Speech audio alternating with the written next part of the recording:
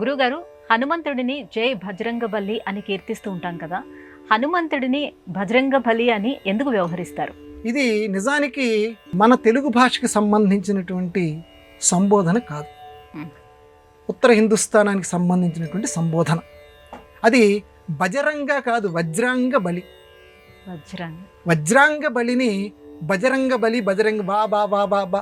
ఎందుకంటే కొంచెం ఆ బెంగాలీ ప్రాంతంలో కానీ లేకపోతే ఆ హిందుస్థాన్ ప్రాంతంలో కానీ వాకి బాకి వభయోరభేద అని చెప్పి కొంచెం ఆ రెండింటికి మధ్య తేడా లేకుండా పలుకుతూ ఉంటారు. వజ్రాంగం అంటే శరీరం అంతా కూడా వజ్రంతో, వజ్రం కఠినత్వంలోకెల్లా బాగా కఠినత్వం కలిగినటువంటిది వజ్రం. దుర్భేద్యం. వజ్రం వజ్రేన భిద్యేత్ అంటే ఒక వజ్రాన్ని గనక నువ్వు పగల కొట్టాలి అని అంటే మళ్ళీ వజ్రంతోటే సాధ్యంట. మళ్ళీ ఇంకో దేనితోటి నువ్వు వజ్రాన్ని పగల కొట్టలేవంటారు.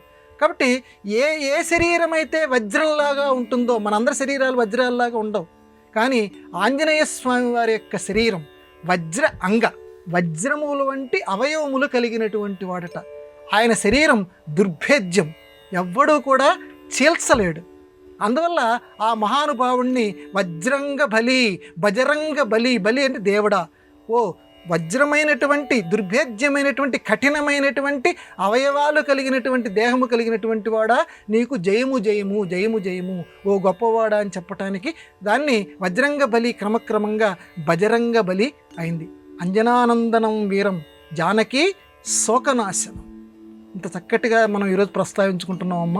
జానకి శోకనాశనం అంటే కేవలం ఆ సీతమ్మ యొక్క శోకాన్ని నాశనం చేసిన వాడని కాదు, దాన్ని ప్రతిక్షేపార్థంలో మనం తీసుకోవాలి. జానకి అని అంటే ఈ లోకంలో ఎవరైతే దుఃఖంతో ఉంటారో వాళ్ళందరూ స్త్రీలైనా పురుషులైనా జానకి స్వరూపులు.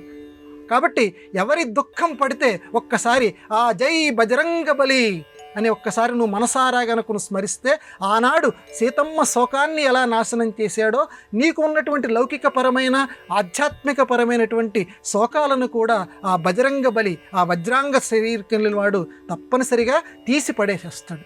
అందుకే జై బజరంగ బలి.